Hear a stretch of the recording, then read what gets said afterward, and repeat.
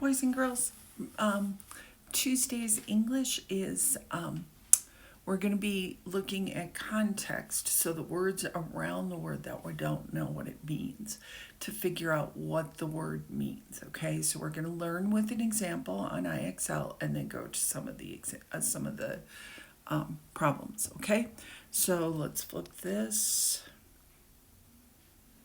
Okay.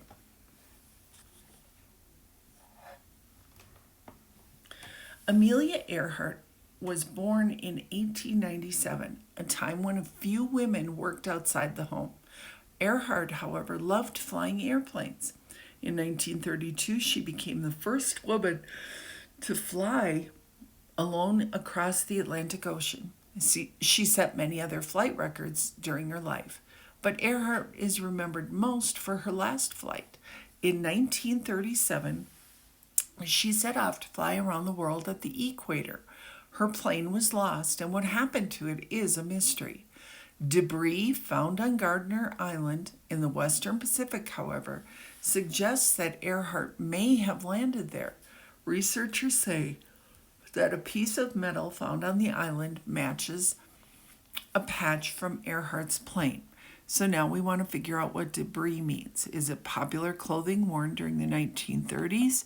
A large amount of leftover food, the remains of something that was broken, or fossils of extinct animals.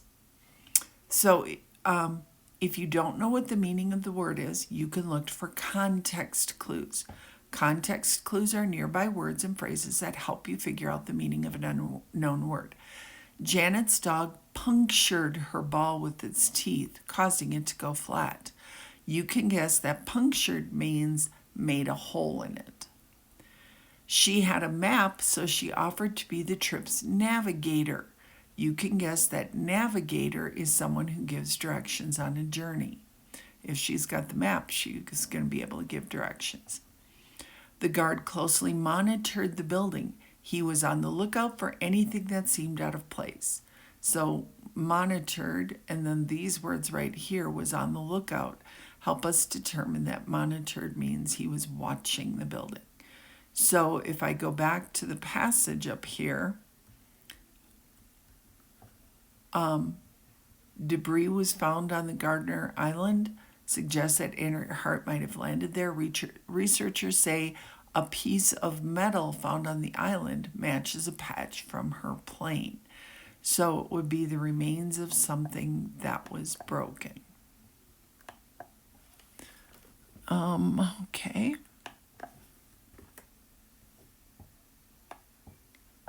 Something that was broken. Okay, so let's go to this. Nelson Mandela was born in a country of South Africa in 1918. In 1948, South Africa passed laws to keep people of different skin colors separated. Black people could not vote. They had to stay in certain areas and were sent to jail if they didn't. Mandela became a leader of a group that fought for equal rights for all South Africans. Because of this work, he was sent to prison for 27 years. This did not deter Mandela, though. In fact, he continued working for change while in prison and after he was released. Change did eventually come to South Africa. In 1994, people of all skin colors were allowed to vote in the South African election, and Nelson Mandela was elected president. So this did not deter Mandela. In fact, he continued working for change while in prison. So does deter mean improve, make lonely, stop, or bring happiness? It did not stop him. He kept working. Okay? Nelson... Okay, select the text from the paragraph that helps you understand deter. So he continued working. That tells us he didn't stop. Okay? So you're marking the words that help you figure it out. The Amazon River is one of the longest rivers in the world. In fact, some people argue it might be the longest river in the world. The Amazon begins in the Andes Mountains in the western edge of South America. It then crosses the entire continent, ending at the Atlantic Ocean. This total distance is about 4,000 miles. The exact measurement, though, is difficult to determine. The Amazon meanders. This makes it harder to measure than if the path were straight line. Oh, wait. It meanders, so it's telling me that the path is not a straight line. The river's length may also change with the seasons of the year. For this reason, it's hard to tell if the Nile River in Africa is actually longer. So the Amazon meanders. Makes it harder to measure than if its path were a straight line. So meanders to me would not contains many fish, though I'm sure it does. Follows a winding course, sounds really good.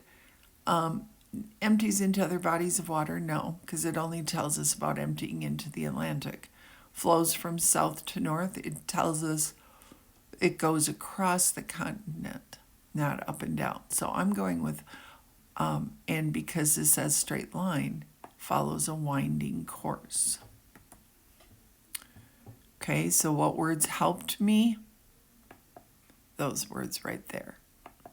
Usually the context clues are going to be very close to the word, okay? Each year, about 3 million people visit a cliff tucked in South Dakota's Black Hills. They make a trip to admire the American presidents on Mount Rushmore. The faces of George Washington, Thomas Jefferson, Abraham Lincoln, and Theodore Roosevelt are carved into the mountainside. Among the four faces, Washington's is the most prominent. He is positioned in front, with the others appearing somewhat behind him. Each carving is about 60 feet tall, the height of a 6-story building. About 400 people worked to make these rock faces. The work took 14 years to complete. The faces will probably last for hundreds more. Okay, so let's see. Among the four faces, Washington's is the most prominent. He is positioned in front, with the others appearing somewhat behind him. So prominent, standing out, surprising, horrifying, or amusing, it would be standing out because the others are behind him. Okay, and that would be the sentence that we would mark. This is the last one I will do with you. Every spring on the beaches of Delaware, New Jersey, and Maryland, the horseshoe crabs gather. Crowds of them make nests in the beach, and the females lay their eggs. Soon the crabs are joined by a multitude of shorebirds.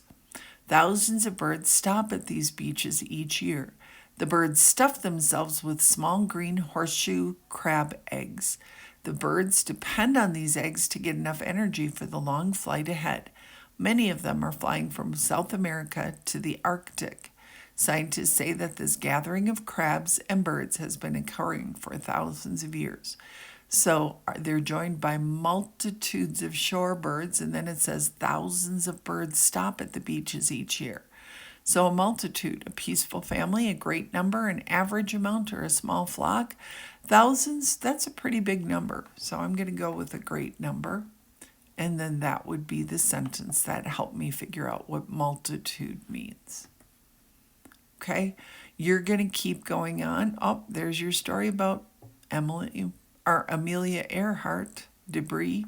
So you should get some of those right because we did them together. So now you go to IXL. This is HH3. Okay, HH3. Have an awesome day.